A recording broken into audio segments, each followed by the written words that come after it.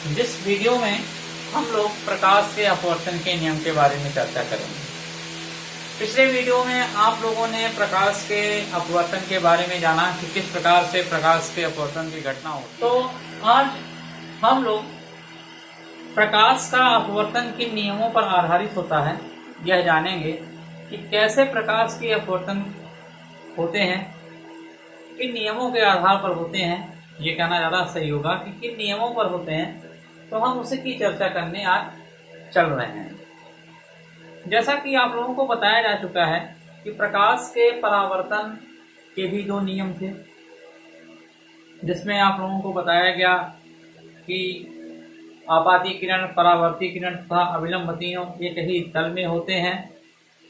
और जो दूसरा नियम है वो बताया गया कि आपतन कोण और परावर्तन कोण आपस में बराबर होते हैं। इसी प्रकार से प्रकाश के अपवर्तन के भी दो नियम होते हैं। इनको भी हम लोग चित्र के माध्यम से समझेंगे कि किस प्रकार से प्रकाश के अपवर्तन के दोनों नियम होते हैं।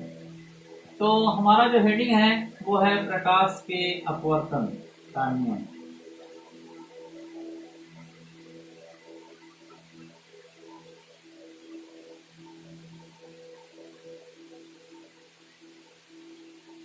तो इसके दो नियम होते हैं, प्रकाश के अपवर्तन के दो नियम हैं।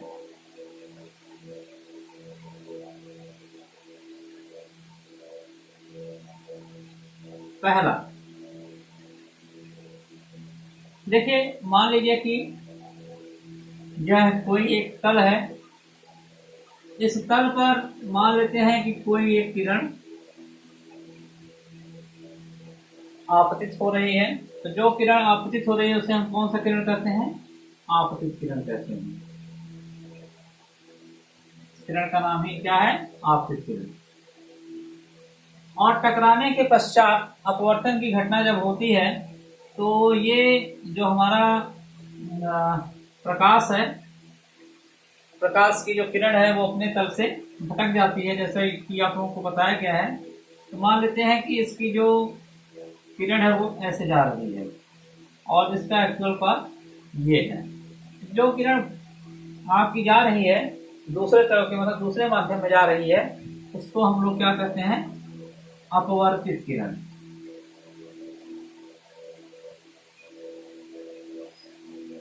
और आप लोगों को ये भी बताया गया है कि अपवर्तन में दो माध्यम होते हैं, इसे हम माध्यम 1 मानते हैं और इसे हम लोग माध्यम 2 मानते हैं।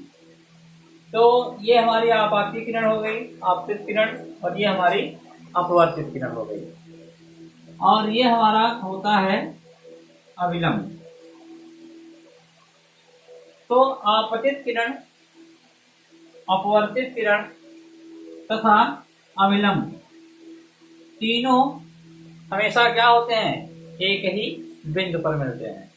तो हमारा जो अपवर्तन का जो पहला नियम क्या हो गया कि आपतित किरण, अपवर्तित किरण तथा आपतन बिंदु पर खींचा गया अविलंब, ये जो हमारा है जहां पे ये मिल रहे हैं इसे हम लोग कौन सा बिंदु कहते हैं? आपतन बिंदु कहते हैं। तो आपतन बिंदु पर खींचा गया अविलंब तीनों एक ही समतल में होते हैं, एक ही प्लेन में होते हैं। ठीक। दूसरा नियम है कि जैसे ये आपका हो गया I और ये आपका क्या हो गया? मान लेते हैं कि R।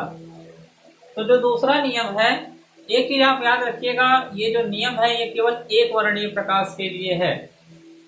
वो ये कहता है कि किन्हीं दो माध्यमों के बीच अपवर्तन में, ये आपके दो माध्यम हो गए, इन माध्यमों में जो अपवर्तन हो रहा है एक वर्णीय प्रकाश के लिए आपतन कोण की ज्या, ये आप क्या है? ये कौन सा कोण कहलाता है? ये आपतन कोण कहलाता है। और ये कौन सा कोण कहलाता है? अपवर्तन कोण कहलाता है।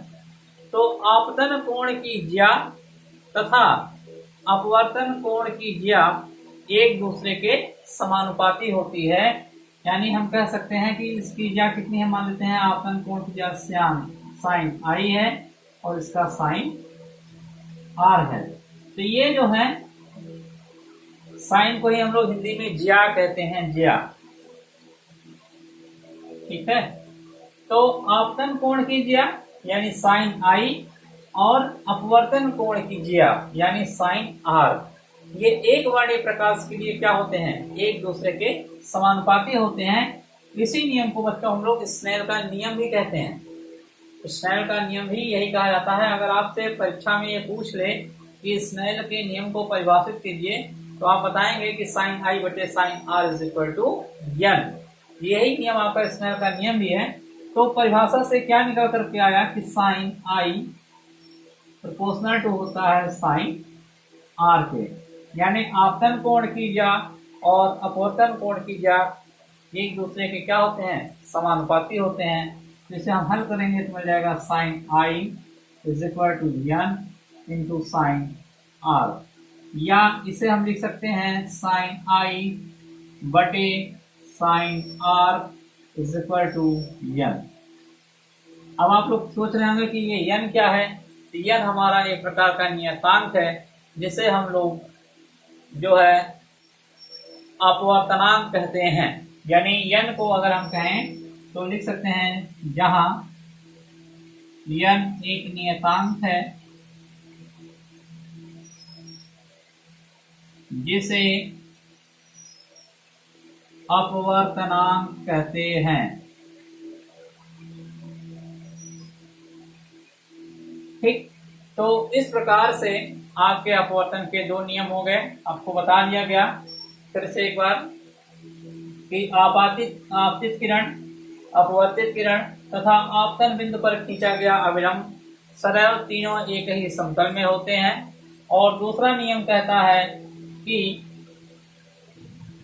किसी एक माध्यम से दूसरे माध्यम के बीच का जो अपवर्तनांक होता है उसमें एक वर्णीय प्रकाश के लिए आपतन कोण की ज्या और अपवर्तन कोण की ज्या एक दूसरे के समानुपाती होते हैं।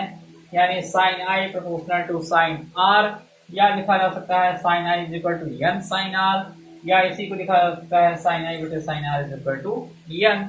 इसे हम लोग स्नेल का नियम भी कहते हैं, स्नेल का नियम।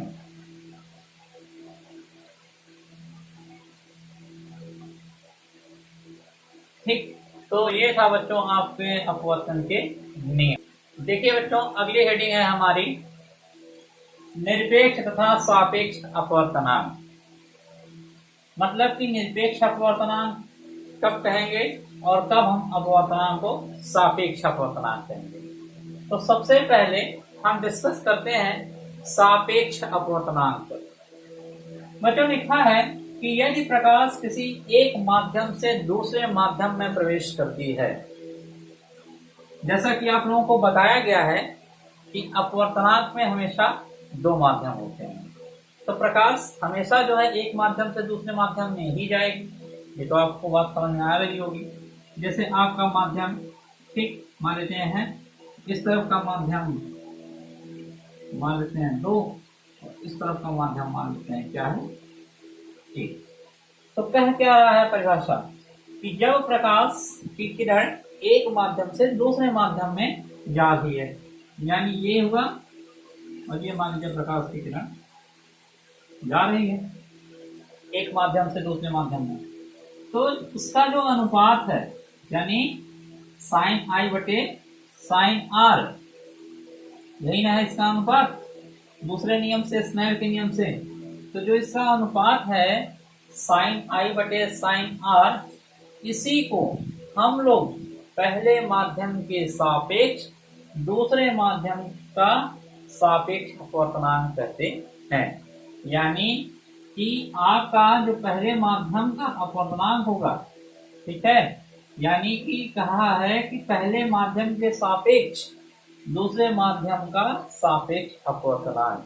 ठीक, यही आपको बताया गया कि जब प्रकाश की किरण एक माध्यम से दूसरे माध्यम में प्रवेश करती है तो आपका जो कहलाता है सापेक्ष अपवर्तनांक, वो कहलाता है कि पहले माध्यम के सापेक्ष दूसरे माध्यम का सापेक्ष अपवर्तनांक। ठीक, जैसे मान लीजिए कि पहला माध्यम हमारा जल है और दूसरा माध्यम मान लीजिए कि हमारा ग्लास है यानी कि कांच। ठीक, ये आपका वाटर हो गया और ये आपका ग्लास हो गया।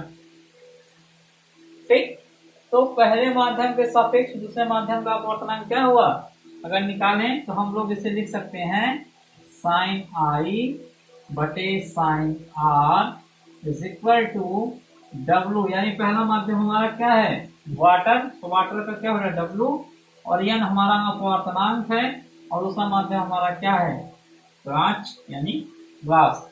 तो यही फार्मूला क्या बन गया साइन आई बटे साइन आर किसके सापेक्ष है, पानी के सापेक्ष कांच का अपवर्तनांक, यानी पहले माध्यम के सापेक्ष दूसरे माध्यम का सापेक्ष अपवर्तनांक। इसका जो सिंबल होता है वो होता है 1n2। ये 1n2 यानी आपको बताता है कि पहले माध्यम के सापेक्ष दूसरे माध्यम का अपवर्तनांक। अगर 2n1 लिख दिया जाए तब, ऐसा भी प्रश्न आपके दिमाग में आ सकता है कि 2n1 लिख दिया जाए तब क्या होगा, तब भी आपको क्या पढ़ेंगे, तब ये उल्टा पढ़ा जाएगा, तब पढ़ा जाएगा दूसरे माध्यम के सापेक्ष पहले माध्यम का सापेक्ष अपवर्तनांक। ठीक, यानी इसको आप 1n2 भी लिख सकते हैं, या ऐसे भी लिखा जा सकता है n12, तो हम लोग इसको ऐसे भी लिख सकते हैं NWG। ठीक, तो ये आपका हो गया सापेक्ष अपवर्तनांक। अब इसी में है एक निरपेक्ष अपवर्तनांक। तो निरपेक्ष अपवर्तनांक क्या है, मान लीजिए कि निरपेक्ष अपवर्तनांक ये कोई एक तल है, इस तल पे कोई प्रकाश की किरण मान लीजिए कि आ रही है, ठीक है, लेकिन ये प्रकाश की किरण कहां से आ रही है, निर्वात से आ रही है। बात को आप ध्यान से समझिएगा कि ये जो प्रकाश की किरण है कहां से आ रही है, निर्वात से आ रही है। और दूसरा माध्यम कुछ भी हो सकता है, पहला माध्यम हमारा कैसा है निर्वात है। निर्वात किसे कहते हैं, जहां वायु अनुपस्थित होती है उस स्थान को हम लोग निर्वात कहते हैं। ये चीज आप ध्यान रखिएगा कि जहां पे हवा नहीं पाई जाती उसी स्थान को हम लोग निर्वात कहते हैं। तो मान लेते हैं कि जो हमारे प्रकाश की किरण है ये निर्वात से आ रही है जहां पर हवा उपस्थित नहीं है। वायु से मान लीजिए अब दूसरे माध्यम में आई, दूसरा माध्यम कुछ भी हो सकता है, मान लीजिए जल है। ठीक, तो पहले माध्यम में आपका क्या है निर्वात है, दूसरे माध्यम में कुछ भी हो सकता है, जल हो सकता है, बालू हो सकता है, कोई भी आप ले सकते हैं माध्यम। तो निर्वात के सापेक्ष दूसरे माध्यम का अपवर्तनांक हमेशा निरपेक्ष अपवर्तनांक कहलाता है। ठीक है बच्चों, यानी निर्वात के सापेक्ष अगर आप किसी का भी अपवर्तनांक निकाल रहे हैं तो हम उसे कौन सा अपवर्तनांक कहेंगे, हमेशा निरपेक्ष अपवर्तनांक कहेंगे। तो इस प्रकार इसका जो फार्मूला बन जाएगा, मान लीजिए साइन आई बटे sine R is equal to हो जाएगा, क्योंकि निर्वात को हम कुछ भी नहीं लिख सकते। मान लीजिए हमने अगला माध्यम क्या लिया है, दूसरा माध्यम वाटर लिया है, जल लिया है, तो इसे केवल NW लिख दिया जाएगा। अगर आगे कुछ भी नहीं लिखा है इसका मतलब ये निरपेक्ष अपवर्तनांक है, यानी कि जो हमारा पहला माध्यम वो क्या होगा निर्वात रहा। अगली हेडिंग है हमारी सापेक्ष तथा निरपेक्ष अपवर्तनांक के बीच में संबंध, यही हमें निकालना है। अगर हम मान लेते हैं कि पहले माध्यम का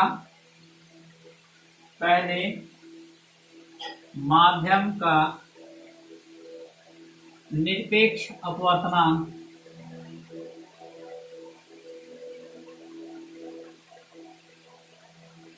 कितना है n1, तथा दूसरे माध्यम का सापेक्ष अपवर्तनांक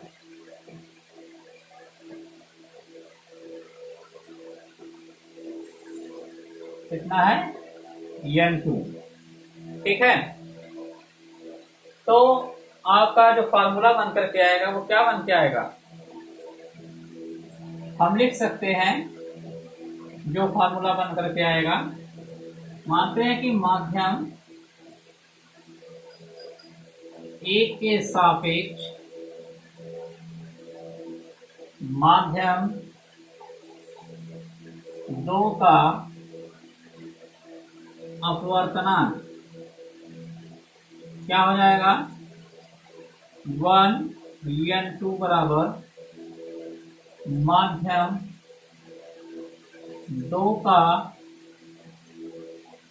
अपवर्तनांक बटे माध्यम 1 का अपवर्तनांक, यानी इसे लिखा जा सकता है n2/n1।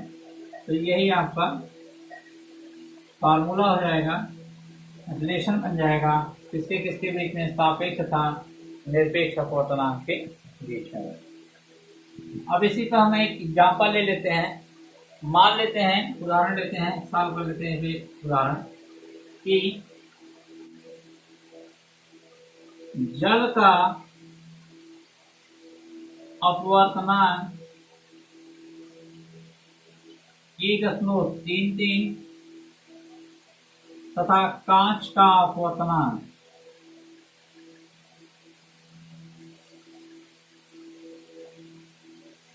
1.5 हो, तो हमें क्या है कि जल के सापेक्ष कांच का अपवर्तनांक निकालना है। ठीक, तो जल के सापेक्ष कांच का अपवर्तनांक क्या हो जाएगा, जल के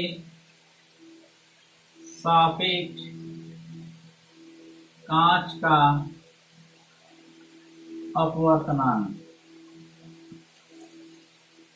ठीक, तो जल हम मान लेते हैं कि, तो क्या हो जाएगा, यानी WNG निकालना है। तो फार्मूले से क्या हो जाएगा, NG बटे NW। तो NG का मान कितना दिया गया है, 1.5, और NW का मान दिया है 1.33। हल कर देंगे 1.13 इसका आंसर आ जाएगा।